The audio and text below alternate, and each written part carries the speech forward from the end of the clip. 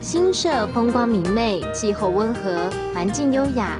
沿着大甲溪畔呈狭长形，腹地广阔，又因为开发的晚，保留了许多的原始林，这才有现在山林之美，伴随着潺潺溪流的舒适景况。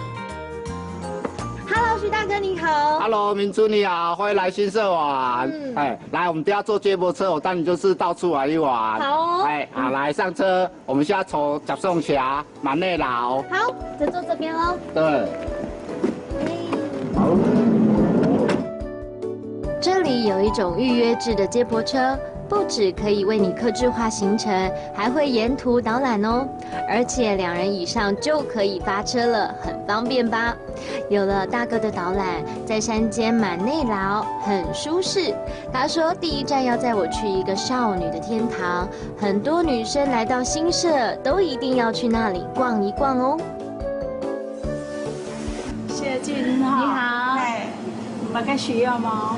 我想说这边有没有什么特色餐点，想要来一个吃的，一个喝的？哦，有比利时松饼，饮料做有。真的哦，好啊，那我就请老板娘帮我推荐一个，刚才说比利时松饼，还有在这边的饮料。做的。好，我来去姥姥啊，来去姥姥嘞哈。徐大哥真的带我来到好地方哎，真的很梦幻，很适合少女。而且听说啊，这边有很多 DIY 之外，这些明信片哦是不用钱的，老板会帮我们把我们的幸福跟浪漫送出去。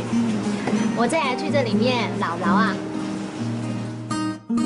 这是一座引人遐想的花园，有象征幸福的大树，还有钟塔，还有几句非常讨喜的标语，提醒前来寻找幸福的少女们，就算当起了公主，也不能有公主病哦。这整个地方就像一个童话世界一样，想必很多少女来到这边，一定会很喜欢这里拍照打卡。好，送点啊！你要黑矮刚刚加杯了。没错。这个是什么啊？叫玫瑰，那个玫瑰花。这些花都可以吃吗？对，这可以食用的。他们都会先拍照再用。来到新社，从甲颂峡满内劳，第一站就是幸福了。那下一站呢？